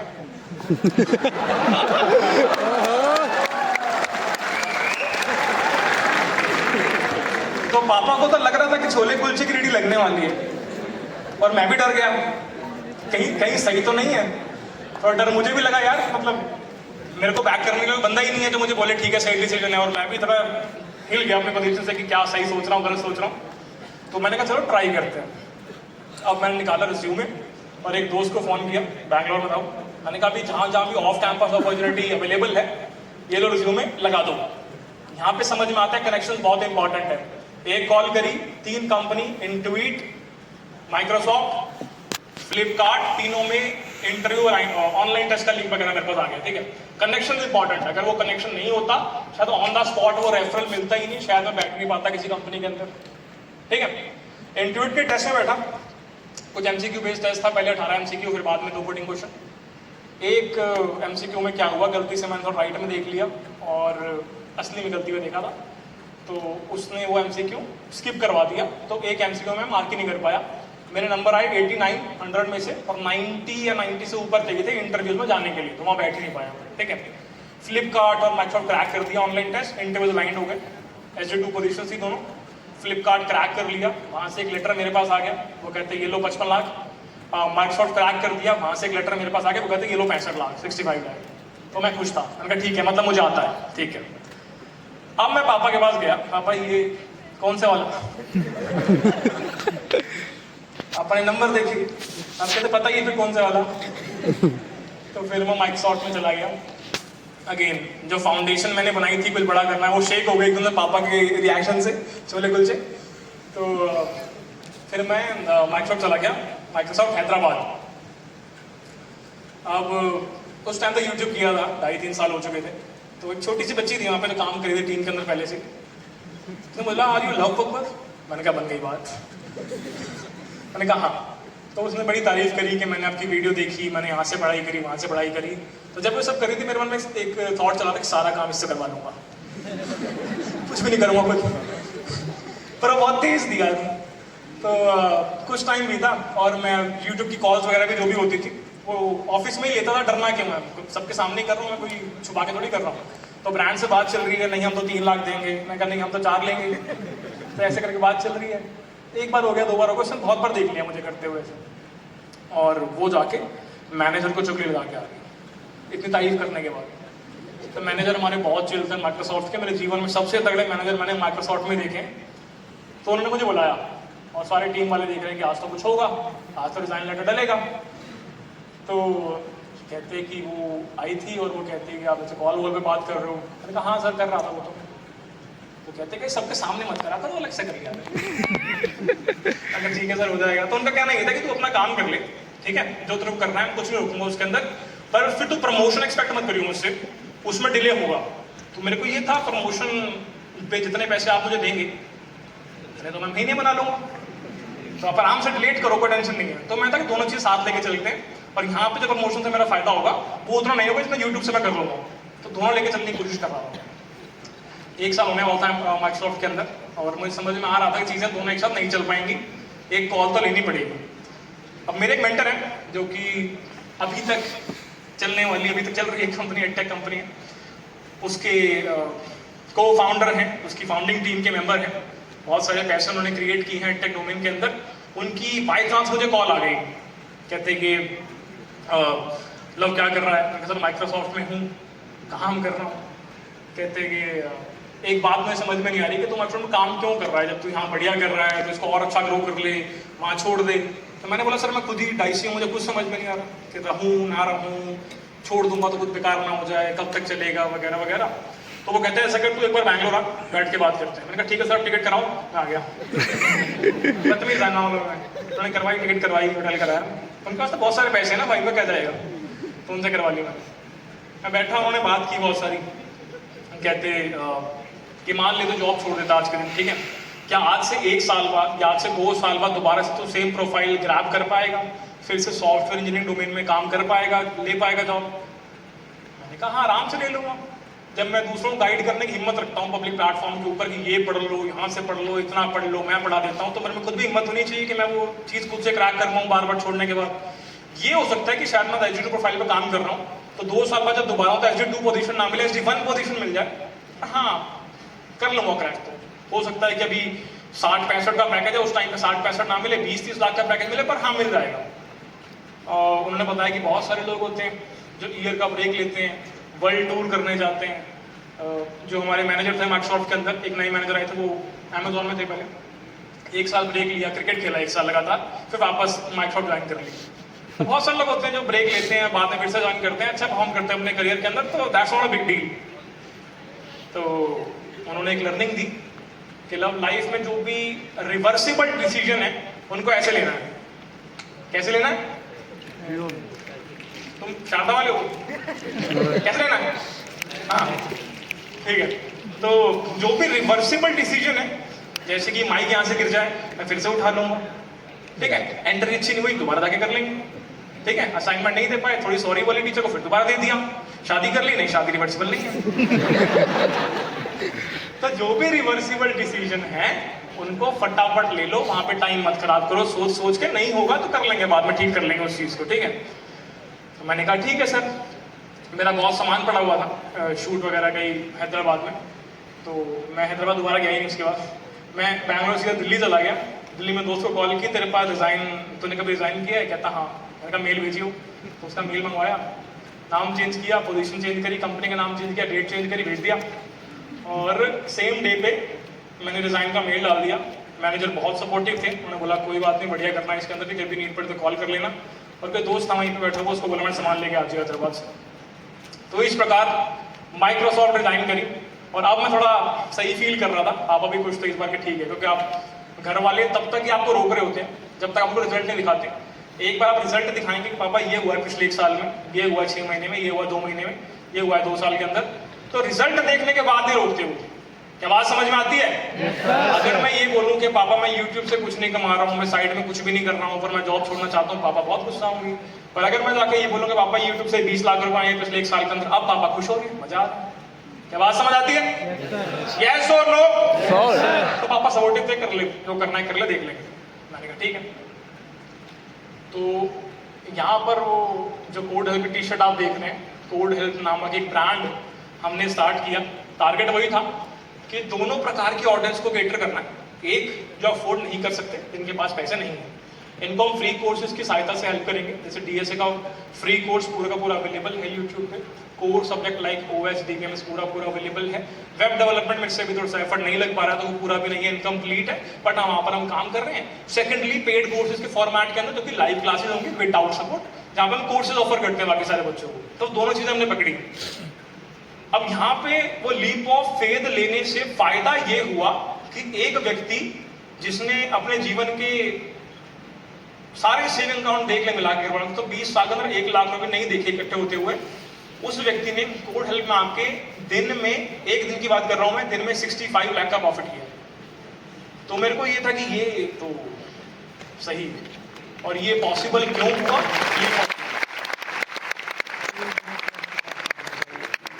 तो यहाँ पर आपको फेथ होना बहुत इंपॉर्टेंट है कि वो दम वो करेज होना चाहिए कि भाई ये स्टार्ट करना है, कुछ बड़ा करना है, तो बड़ा करने के लिए बड़ा छोड़ना भी पड़ेगा भाई, सेक्रीफाइस भी करना पड़ेगा। शायद यूट्यूब पे वीडियोस बहुत ज़्यादा हो गई होंगी, किसी ने अमेजोन छोड़ी, किसी ने माइक्रोसॉफ्ट छोड़ी, किसी ने ये छोड़ा, किसी ने वो छोड़ा, पर वो भी शायद अभी 10-15 होंगी। ठीक है, एक्चुअल में जब तुम किसी बंदे से बात करोगे जो 10 साल से भी उस स्पेस के अंदर काम कर रहा है, उससे बोलोगे छोड़ने के बारे में, तो मेजॉरिटी केसेस के अंदर तुम्हें ये सुनने को मिला कि हमने सोचा बहुत बार है छोड़ेंगे, पर हिम्मत नहीं होती, रिस्पॉन्सिबिलिटी बहुत लगती है, कुछ और नहीं हुआ तो वो डर, जो चीजें डर वो इंसान को रोक लेती है। हो सकता है अभी दिन के 1 लाख तो व्यक्ति कमाता हो, आगे जाके दिन के 10 करोड़ कमा सकता है, पर डर आगे जाने देता नहीं कि आगे गया दिन के 1 लाख भी चले गए तो वहां पर वो छलांग मारना, वो जंप करना बहुत इंपॉर्टेंट है, और वो जंप आके बंद करके नहीं करना होता। उससे पहले एक सेफ्टी नेट होना चाहिए कि चल वहां जाके गिर भी गया तो यहाँ पीछे ये पड़ा हुआ है, ये बैकअप है मेरे पास।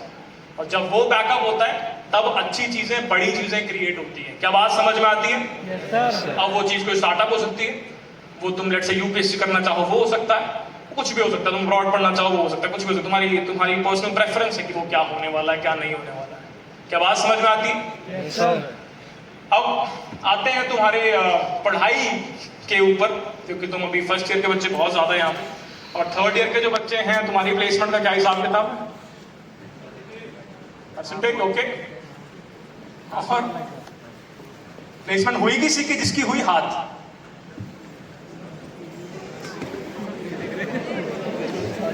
प्लेसमेंट नहीं हुई इसकी, उसके हाथ।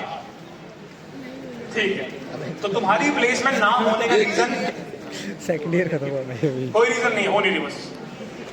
डीएसए और प्रोजेक्ट बनाने के सबने,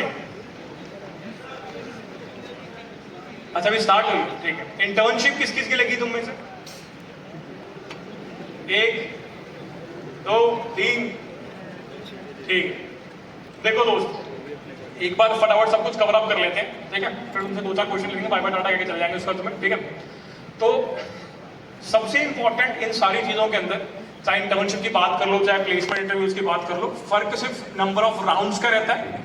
चीजें जो पूछी जाती हैं वो एग्जैक्टली सेम होती हैं। इंटर्नशिप टाइम पे शायद डिफिकल्टी तुमसे कम रख ली जाए, पर प्लेसमेंट टाइम पर डिफिकल्टी लेवल थोड़ा सा ज्यादा होता है।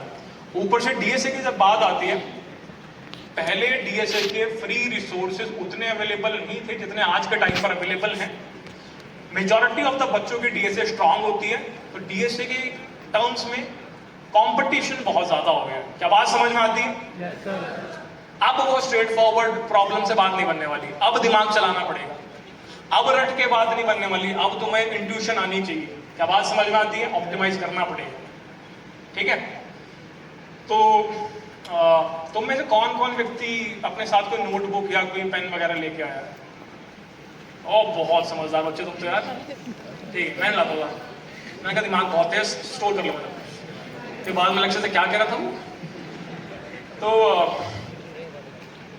अगर मैं फर्स्ट ईयर में दोबारा जाऊँ और मुझे प्लेसमेंट क्रैक करनी है और मुझे गूगल फोड़ना है, मुझे माइक्रोसॉफ्ट में जाना है, मुझे अमेजॉन में जाना है, मुझे कोई बढ़िया कंपनी के अंदर जाना है जहाँ बढ़िया सा पैकेज हो और बहुत सारे पैसे मेरे को मिले, बहुत सारी लर्निंग मुझे मिले, बहुत सारा नॉलेज मेरे को, ज्ञान मेरे को मिल जाए, तो मैं क्या करने वाला हूँ? सबसे पहली चीज इसमें मेरा फोकस रहेगा, कोई भी एक प्रोग्रामिंग लैंग्वेज को पकड़ के अपन मास्टर कर लेंगे, ठीक है? अब यहाँ पे बहुत सारे बेवकूफ बच्चे होते हैं मेरी तरह, जो कि एक सिंगल कंपैरिजन के अंदर अपना जीवन निकाल देते हैं। वो कंपैरिजन होता है C++ करूं या जावा, कुछ भी कर ले भाई। इस पे 3 महीने खराब कराए मैंने कहा नहीं, पीछे रह जाऊंगा, मैं नहीं कर लेता। फिर देखा लक्ष्य ने क्या करी है, C++ चलिए यही कर लेता हूं। तो फर्क नहीं पड़ता भाई, तुम C++ करो, तुम जावा करो, तुम पाइथन करो, तुम जावास्क्रिप्ट करो, तुम्हारी मर्जी है। द मेन पॉइंट इज आपको वो लैंग्वेज मास्टर करनी है। 4 के पीछे भागोगे, कोई भी मास्टर नहीं करी हुई, कोई फायदा नहीं है। कोई एक पकड़ लो, उसको मास्टर कर लो, उससे बहुत फायदा होने वाला है। मेरे केस के अंदर मैंने C++ को पकड़ा और मैंने वो मास्टर करी, मुझे और किसी की नीड नहीं पड़ी। उसके बाद लैंग्वेज मास्टर करनी है। जब लैंग्वेज मास्टर हो जाए उसके बाद मुझे DSA को पकड़ना है। DSA क्या होता है? Data structures and algorithms. Very good, first year के हिसाब से बहुत ज्यादा आता है तुम्हें, डेटा स्ट्रक्चर्स एंड एल्गोरिथम्स। तो इसको मास्टर करना है। अब जितना मेरा डोमेन एक्सपर्टीज रही है DSA को लेकर, पिछले 2 साल से बच्चों को लाइव DSA पढ़ा रहा हूँ। वहाँ पे नियरली 30,000 बच्चों को लाइव बैचेस के फॉर्मेट में DSA पढ़ा चुका हूँ। और यूट्यूब पे तो नंबर काउंट ही नहीं किया मैंने आज तक कभी। बहुत सारे बच्चों की सहायता करने का मौका मिला वहाँ पे। तो DSA के लिए राइट टाइम जिसमें आप उसे मास्टर कर सकते हैं, हर पर्टिकुलर टॉपिक को वो लाई करता है 4 से 6 महीने के बीच में। 2 महीने में DSA नहीं होती, ठीक है? 2 महीने में क्रैश कोर्स हो सकता है, आपने पहले DSA पढ़ी हुई रिवाइज करने जा रहे हो, ठीक है? पर 4 से 6 महीने लगते हैं हर एक पर्टिकुलर टॉपिक को मास्टर करने में, सारे पैटर्न्स कवर करने में, सारे variety of question, difficulty level question solve करने में। क्या बात समझ में आती है? इसमें सब कुछ होगा भाई। आप इसमें आप वही ट्रायंगल प्रिंट करो, रेक्टेंगल प्रिंट करो से शुरुआत करोगे, सूडो कोड शुरुआत करोगे और ग्राफ तक, एडवांस DSA सेगमेंट्री वगैरह तक जाओगे। क्या बात समझ में आती है? तो ये 4-6 महीने में आप कर लेंगे, बहुत ज़्यादा बड़ी चीज़ नहीं है। जब ये हमने कंप्लीट कर लिया, अब यहाँ पे कॉलेज का बहुत ज़्यादा सहायता करता है। तुमने कुछ कोर सब्जेक्ट पढ़ने हैं और यहाँ तुम्हारी मेहनत नियरली 0 है, क्योंकि कॉलेज वाले पढ़ाने वाले हैं। Example, operating system, database management system, networking, OOPS, तो ये सारे के सारे तुम्हारी करिकुलम के अंदर ही होते हैं। इनके बारे में तुम्हारे कॉलेज में ही बात हो रही होती है। 20-30% ध्यान भी दोगे क्लास के अंदर, हो जाता है, कोई बहुत बड़ी बात नहीं। तो ये कोर सब्जेक्ट पढ़ना बहुत ज़्यादा इंपॉर्टेंट है, क्योंकि इनके ऊपर सवाल बहुत ही ज़्यादा पूछे जाते हैं। नेटवर्किंग पे फिर भी कम पूछा जाता है, ठीक है? वो अगर नेटवर्किंग स्पेसिफिक कंपनी तो पूछेगी, पर OS पे, OOPS पे, DBMS पे, इन पे बहुत ही ज़्यादा डिटेल में बात की जाती है। तो इनके बेसिस पे आपके नॉलेज को जज की जाती है। क्या बात समझ आती है? यस और नो? ये बहुत इंपॉर्टेंट है, ठीक है? अब इसके आगे, क्योंकि हमने कहीं पर इंटर्नशिप नहीं करी अभी तक, क्योंकि हमारे शायद कनेक्शन कमजोर है या उतने हम अभी पढ़े लिखे नहीं हैं, हम कहीं पर क्रैक नहीं कर पा रहे हैं इंटर्नशिप, तो मेरे लिए प्रोजेक्ट डेवलपमेंट वाला पार्ट बहुत ही ज़्यादा इंपॉर्टेंट है, ठीक है? अब यहाँ फिर से बेवकूफ़ आते हैं मेरे जैसे, जो ऐसे बचते हैं यार एंड्रॉयड करूँ या फिर वेब डेवलपमेंट कर लूँ या मशीन लर्निंग, क्योंकि साथ वाली सुंदरी तो मशीन लर्निंग कर रही है और साथ वाला ये पागल आदमी एंड्रॉयड कर रहा है, तो मैं क्या करूँ? तो कंपैरिजन में जीवन निकल जाता है। मेरा भी निकला, 15-20 दिन खराब करे मैंने। और फिर मेरा एक दोस्त है शर्मा, उसको आपने देखा होगा पक्का यूट्यूब पे, अनुज भैया के नाम से चैनल है उसका। तो उससे मैंने पूछा कि वो एंड्रॉयड में अच्छा था बहुत। मैंने उससे पूछा कि यार एंड्रॉयड करनी चाहिए मुझे। उसके खुद की रिज्यूमे में सारे एंड्रॉयड के प्रोजेक्ट थे। कह रहा एंड्रॉयड मत कर, बेकार है ये। मैंने रिज्यूमे दिखा, 5 प्रोजेक्ट बना रखे एंड्रॉयड के उसमें। तो मैंने एंड्रॉयड ही करी, फिर मैंने कहा यही करूँगा मैं। तो मैंने भी एंड्रॉयड करी और उसमें बढ़िया प्रोजेक्ट क्रिएट करे, रिज्यूमे के अंदर डाले। फिर लक्ष्य जो था वो शुरुआत से ML पे काम कर रहा है। एडोबी में नियरली 5 साल उसने, 4 साल के आसपास उसने ML पे काम किया। तो उसने ML का कोई प्रोजेक्ट बनाया हुआ था आपका, जेनेटिक एल्गोरिथम्स के ऊपर कुछ था वो। तो हमने खुद की कोई एल्गोरिथम क्रिएट की थी, उसको बाकी जेनेटिक एल्गोरिथम कंपेयर किया था कि इसकी परफॉर्मेंस ऐसी है वैसी है। तो वहाँ पे कुछ कॉन्सेप्ट होते हैं एक्सप्लोरेशन के, उसमें मैं नहीं जाऊँगा, लक्ष्य होता तो मज़ा आता बात करने में उसमें। बट बढ़िया चीज़ थी वो भी। और वो क्योंकि लक्ष्य ने बनाया था, तो लक्ष्य का प्रोजेक्ट तो मेरा भी हुआ, तो मैंने भी डाल लिया अपने में। और मैंने से पूछ लिया क्या क्या बोलना है, कैसे बोलना है। पर ये तो मैं नहीं करना, कि तुम ये मत करने बैठ जाना कि डाल दिया, क्योंकि मेजॉरिटी केसेस के अंदर बच्चे क्या करते हैं, गिटहब से प्रोजेक्ट उठा लिया, उसको अपने रिज्यूमे में डाल दिया और इंटरव्यूअर को बोलते कि ये मैंने बनाया, ठीक है।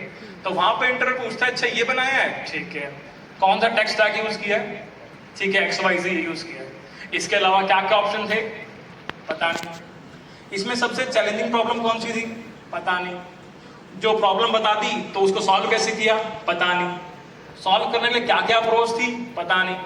तो अगर तुम कॉपी पेस्ट करने जाओगे किसी भी प्रोजेक्ट को, तो इंटरव्यूअर ये क्रॉस क्वेश्चन कर करके तुमसे निकलवाने की कोशिश करेगा कि तुमने बनाया भी है या नहीं बनाया। जैसे अमेजोन के टाइम पे मुझसे एक प्रोजेक्ट के ऊपर डिस्कशन हुआ थर्ड राउंड के अंदर, वो मेरा क्रिप्टोग्राफी के ऊपर एक प्रोजेक्ट था। नेटवर्किंग अगर आप पढ़ेंगे तो आपको इसके बारे में पता लगेगा। बहुत सारी एल्गोरिथम्स होती हैं, AES DES सारे से, इनके ऊपर बेस्ड एक मैसेंजर ऐप मैंने बनाया था। पर मैसेंजर हर कोई बनाता था, तो मेरे को एक यूनिक चीज़ उसके अंदर करनी थी कि मैसेंजर के अंदर मैंने क्रिप्टोग्राफी ऐड कर दी, और क्रिप्टोग्राफी को मैंने बहुत अच्छे डीप लेवल में पढ़ लिया था। तो वहाँ मुझसे बात हुई कि AES क्या होता है, अच्छा मिलिट्री ग्रेड के अंदर कौन सी एनक्रिप्शन एल्गो यूज होती है, राउंड्स क्या होते हैं, साइफर क्या होता है, राउंड बढ़ाने से क्या होता है, सब्स्टिट्यूशन क्या होता है। तो बहुत सारे सवाल हुए, मुझे पता था पहले से, मैंने बता दिए सारे के सारे। तो वहाँ से मैसेज क्या चला गया कि इसको आता है, इसने खुद बनाया हुआ, ठीक है। तो पहली चीज़ तो कॉपी करने की कोशिश मत करना, खुद से क्रिएट करना। ग्रुप में बनाओगे तो फायदा होता है, ग्रुप में हर कोई डिफरेंट पार्ट पकड़ता है और आपको उस पर्टिकुलर पार्ट पे पूरी पकड़ होती है, और बचे वो पार्ट आपके दोस्त समझा देते हैं तो आप समझ जाते हैं कि ये क्यों किया, क्या किया, कैसे किया। तो ग्रुप में बनाने में फायदा हो जाता है। कॉपी करने में अगर आप इतने स्ट्रांग हो कि आपको सिंगल लाइन का मतलब पता है, क्यों, क्या, कैसे, इन सभी के आंसर्स पता है, कर लो। अगर तुम क्रॉस क्वेश्चन का आंसर कर सकते हो कर लो, कोई दिक्कत नहीं। पर अगर नहीं कर सकते तो गलती से ही मत पकड़ना उस प्रोजेक्ट को। क्या बात समझ में आती है? Yes sir. तो प्रोजेक्ट डेवलपमेंट बहुत इंपॉर्टेंट है, और यहाँ पर इस पर्टिकुलर क्वेश्चन पर सवाल बताना कि एंड्रॉइड करूँ या ML करूँ, क्रॉस प्लेटफॉर्म करूँ, बेवकूफ़ी है। जो तुम्हें मन करता हो, जहाँ तुम ज़्यादा टाइम लगा सकते हो, जिसको क्रिएट करने के बाद तुम्हें मज़ा आता हो वो तुम कर लो, जिसमें मज़ा नहीं आता वो तुम मत करो। क्या बात समझ में आती है? यस और नो? बढ़िया। एक और नई प्रकार की चीज़ जो आजकल आपके इंटरव्यूज में पूछी जा रही है, उससे हम कहते हैं मशीन कोडिंग राउंड या लो लेवल डिजाइन राउंड भी हम कहते हैं। लो लेवल डिजाइन का हमसे तो नहीं पूछा था, मशीन कोडिंग के नाम पे पूछा जाता है। तो तुम्हें एक प्रॉब्लम स्टेटमेंट दे देंगे कि भाई मुझे एक कॉलेज मैनेजमेंट सिस्टम बनाना है, और उस कॉलेज मैनेजमेंट सिस्टम के अंदर ये सारे के सारे यूज केस फुलफिल होने चाहिए। टीचर साइन इन कर पाए, स्टूडेंट साइन इन कर पाए, लॉग आउट कर पाए, 50 प्रकार की चीज़ें, 50 प्रकार रिक्वायरमेंट्स। और आपको कह दिया गया है कि इसको आप कोड करें, इस पूरे के पूरे सिस्टम को।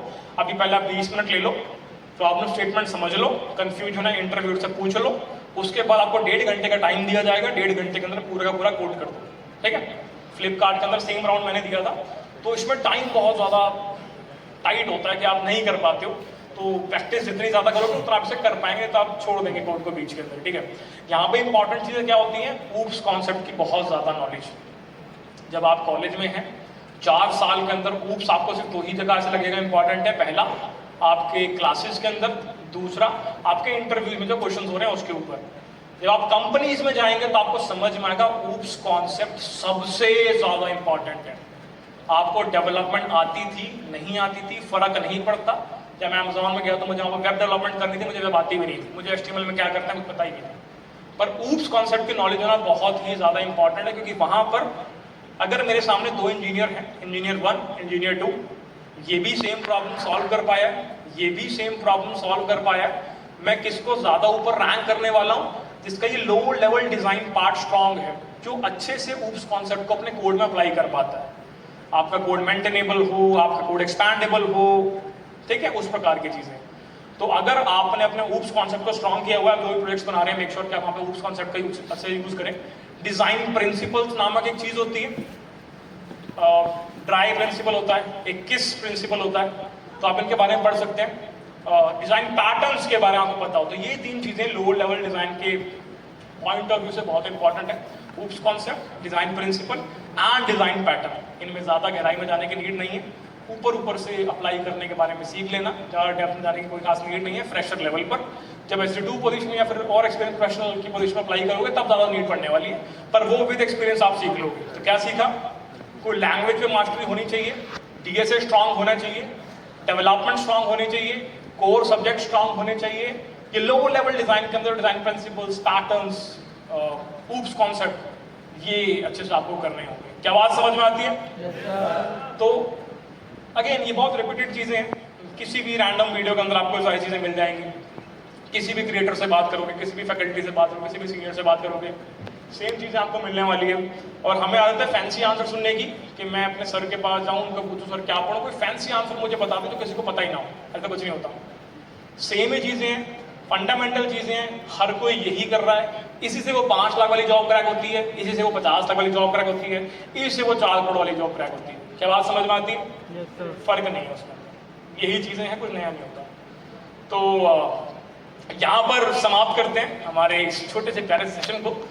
5 क्वेश्चन अपन लेंगे और उनमें से जो भी आप डाउट पूछना चाहें तो आप पूछ सकते हैं। उसके बाद एक बहुत ही इंपॉर्टेंट चीज़ होती है, बताऊंगा क्या, उस पर डिस्कस करेंगे, बट अभी शुरुआत कर सकते हैं। यहाँ से कोई? अरे मेरा क्वेश्चन ये रहा, जैसे मैं आपके लेक्चर देखता हूँ तो मैं कैसे वीडियो को मैक्सिमम यूटिलाइज कर सकता हूँ। मतलब मैं वीडियो देखता हूँ, मैंने एरे पूरा किया है, स्क्रीन पूरा किया है, लेकिन मैं मतलब अभी जब दोबारा पढ़ता हूँ वो चीज़ें भूलने लगता हूँ, मतलब पुराना पूरा गायब होने लगता है माइंड से।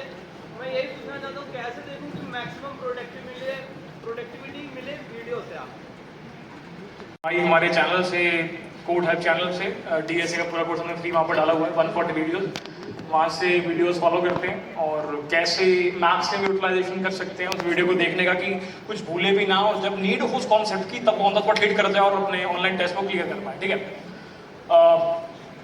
सबसे इंपॉर्टेंट चीज़ कि कभी भी जिस पार्ट के अंदर मैं कोड कर रहा हूँ वो तुम्हें रेप्लिकेट नहीं करना है।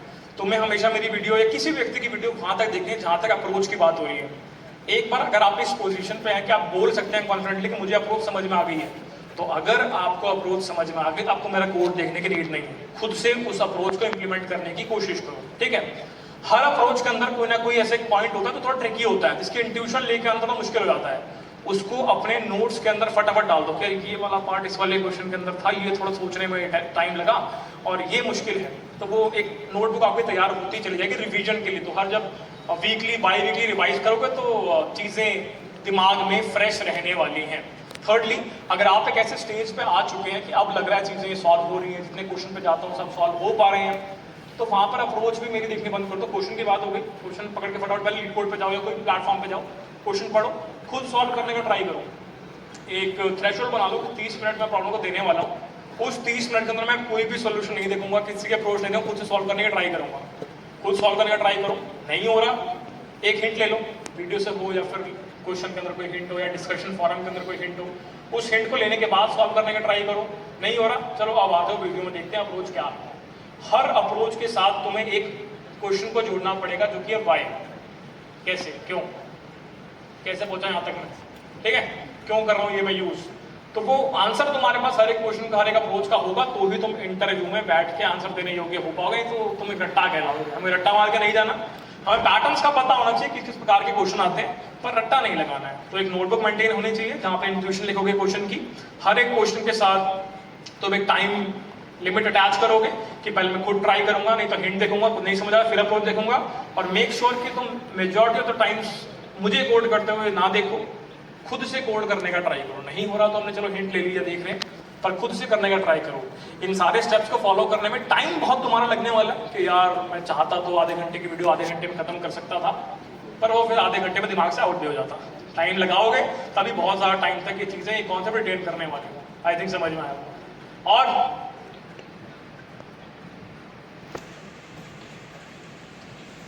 करना क्या चाहिए, जैसे आपकी जो 450 क्वेश्चंस की जो DSA शीट है, अब मेरे को ये नहीं समझ में आ रहा है कि वो कंप्लीट करके उसी को दोबारा कंप्लीट करूं, मतलब उसी को रिवाइज करूं, क्या करूं, कुछ नहीं समझ में आ रहा है। तो कुछ मत कर भाई, उसे स्टार्ट कर दिया है। तो कुछ मत कर। यहाँ साले सेकंड ईयर में पहुँच के पाइथन की बैग लेके बैठे हैं।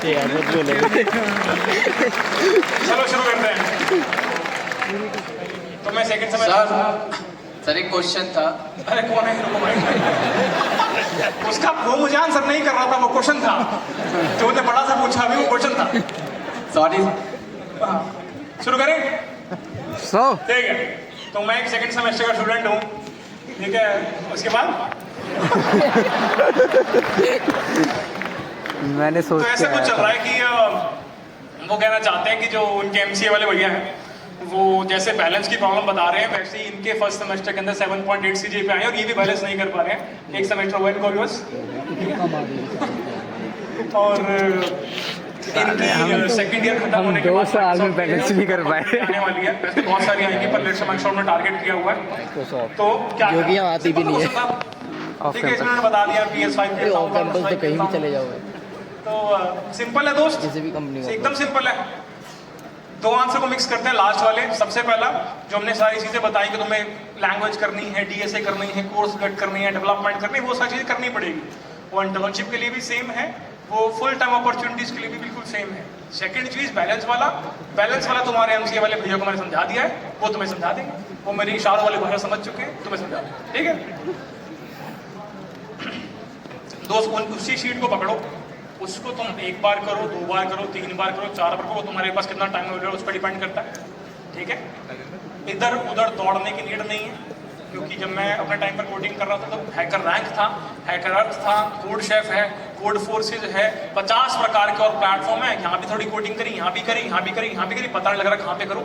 कोई एक प्लेटफॉर्म पकड़ लो और उसी को ही सॉल्व कर रहा है अपने पूरे 4 साल। 10 जगह भटकना नहीं, भटकते भटकते टाइम खराब होता और कुछ नहीं होता। ठीक है, अब वो खत्म कर रहे हैं, बस लास्ट में जो बच्चा था उससे बात करेंगे और बाबा टाटा कह देंगे तुम्हें।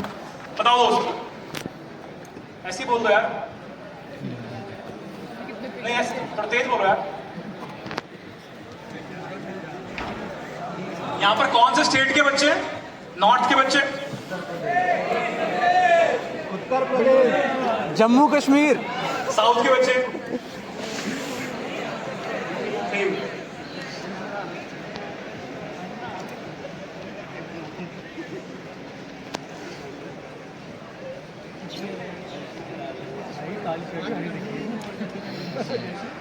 सही कह रहे हो।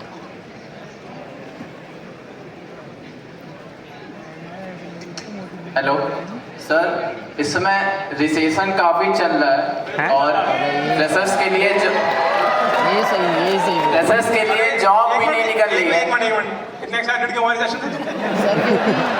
इसमें जॉब कम लगती है, ज्यादा नहीं लगती है। सर किसी के पास है नहीं ना, थोड़ा धीरे बोलो यार, आवाज गूंज रही है। रिसेशन का समय चल रहा है, आगे फ्रेशर्स के लिए जॉब भी नहीं निकल रही है। अब धीरे आ रही है आवाज।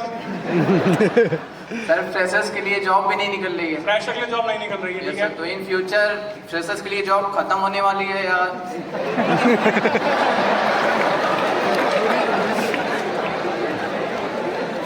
तो आगे सर वैसे भी हम टीयर 3 से हैं, टीयर 3 स्टूडेंट हैं। तुम कौन सी ईयर के हो दोस्त? सर मैं 2nd ईयर का। तुमने क्या पढ़ा था? सर अभी मैंने डीएसए किया हुआ है। कर लिया? यस। पूरा पूरा तो नहीं किया। थोड़ा सा ऐसे तक।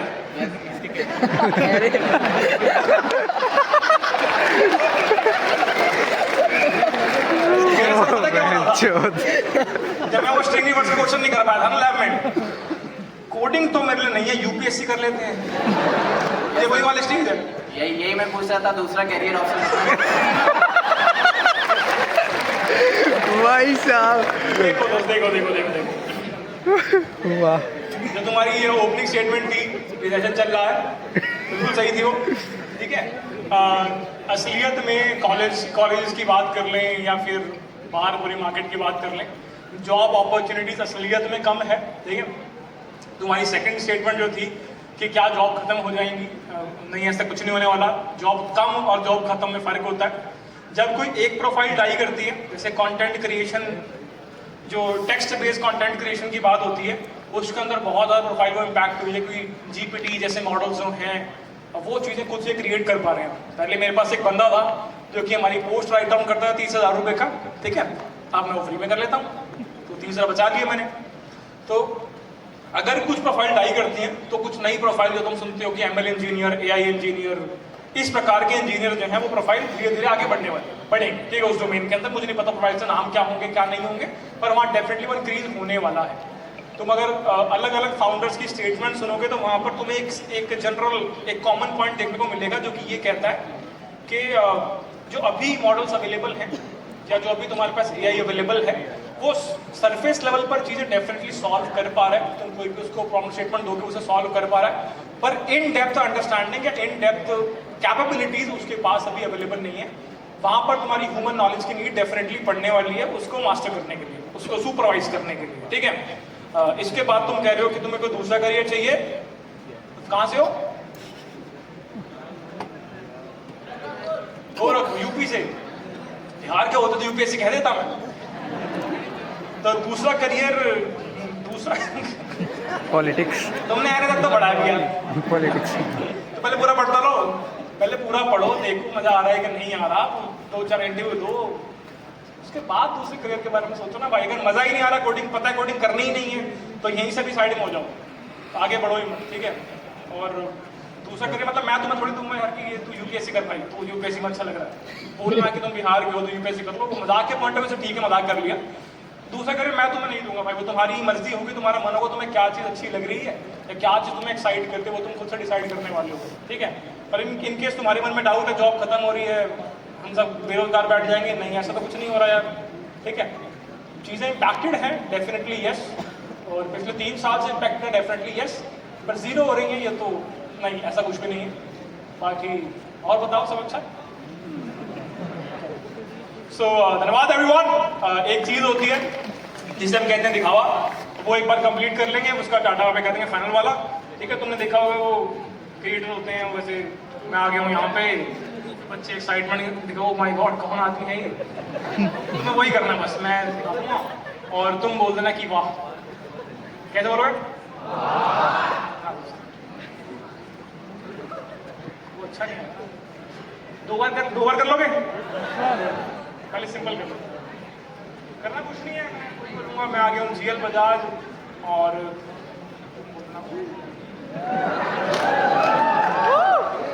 इसमें ये तो तुम्हें आता है ना, यही तो सीखा है। इसी से प्लेसमेंट एक बच्चा कह रहा है डीएससी की जरूरत नहीं है, ठीक है। तो हम आ चुके हैं जीएल बजाज और यहाँ मिले हमें बहुत सारे बच्चे, वो भी नहीं कर पाते। Thank you guys, thank you sir. एक बार एक साथ करना पड़ेगा, क्या करना है, तो कॉलेज गया नहीं था क्योंकि सिर पे बाल बहुत कम थे, अब थोड़े से बाल आए, सोचा थोड़ा घूम के आते हैं, तो आपके यहाँ पे आने का मौका मिला, धन्यवाद, बहुत अच्छा लगा यहाँ पे आकर, थैंक्स फॉर द अपॉर्चुनिटी।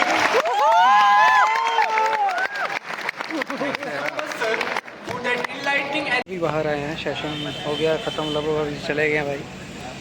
काफ़ी सही था यार, मज़ा आ गया। So guys we are back, we are heading to Joseph now.